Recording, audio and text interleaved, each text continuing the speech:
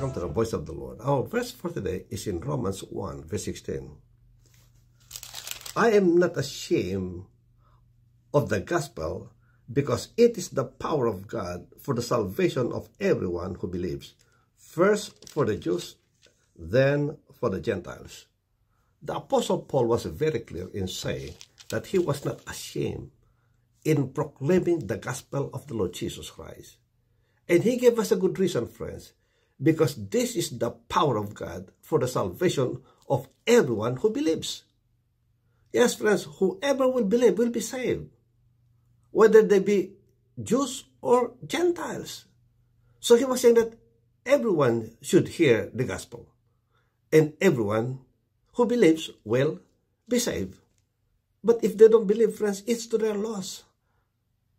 Now, we should do the same.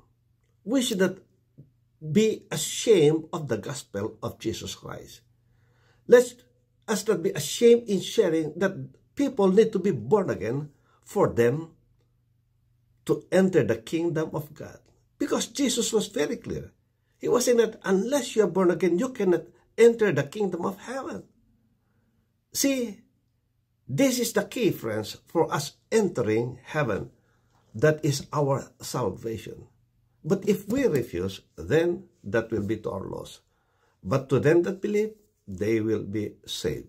So today, friends, let us be bold. Let us not be ashamed.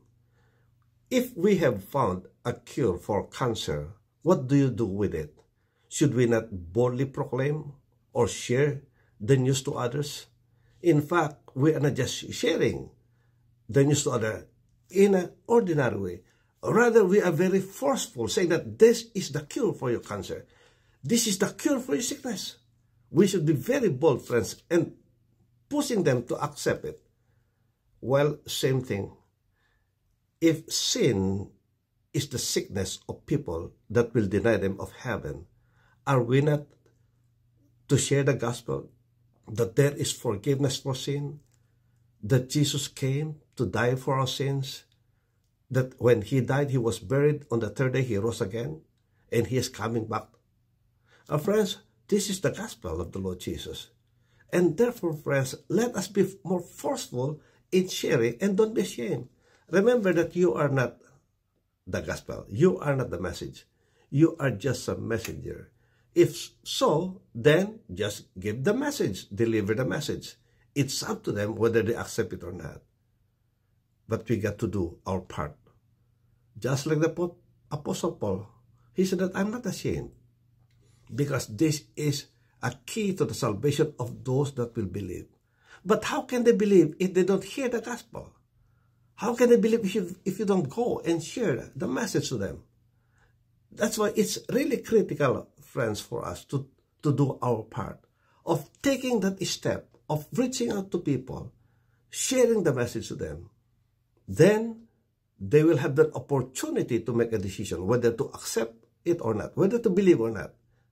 And as mentioned, friends, to them that believe, they will be saved. But to them that refuse to believe, well, they will be condemned, because that is what God had said. And so, if we want people to be saved, let's proclaim the gospel and let them make that decision. Amen? It's not up for us, friends, to make a decision for them. A lot of people are ashamed of the gospel because they themselves are not sure whether they are saved or not.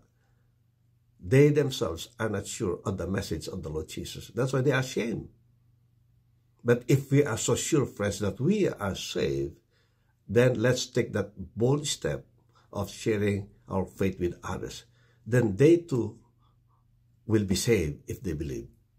May the Lord bless you. May the Lord keep you. May his face shine upon you and be gracious unto you. May he lift up his countenance on you and give you his peace, his shalom. God bless. See you next time. Bye.